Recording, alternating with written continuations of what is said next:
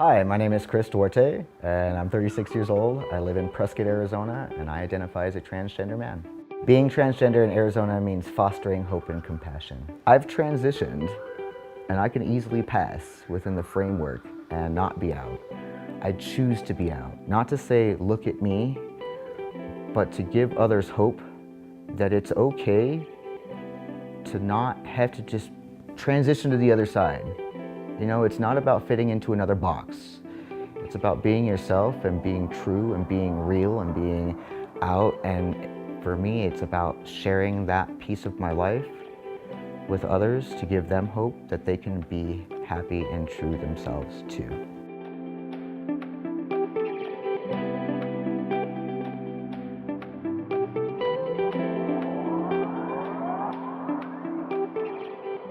It's important to me to live here because my family is here, but it's also beautiful and safe. It's a good place to raise our daughter. I love it. It's my home. Yeah. It was a shock. He told me on our third date, and I had never really met anyone. And it was a shock, but I had already really started to like this person. And so just going with the flow and taking one day at a time and getting to know each other was really helpful, and getting to know the person and not thinking about anything else. And now it's just part of our life. When people ask me that question, how do you identify? I have a really hard time answering it because I was always a straight woman and I just fell in love with this human. I don't feel like we have a place in the LGBT community here because we lead on the exterior this all-American, white, middle-class, heterosexual couple, and then all of a sudden I do this rainbow stuff over here. And so part of what I am doing is to create a community here that has families and older generations and people in need and everybody to come together and support one another. I love being a mom. It's been challenging.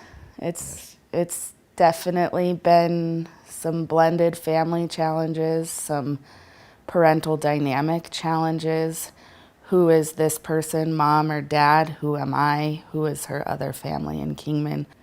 She started calling me mom at about age 14, and that was something that just came naturally.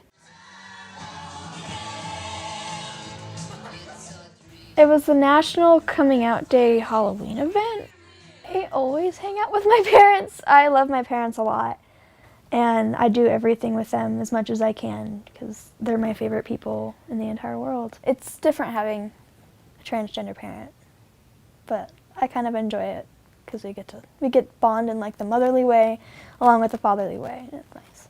The motherly way is like when he tells me something that like something for makeup, or like with the fatherly way of like he talks to me about personal relationships and how to like not be so emotional about it and like teaches me that in different ways. I grew up in a really rural area in the high desert of California, where my nearest neighbor was a couple miles away and access to a community wasn't realistic.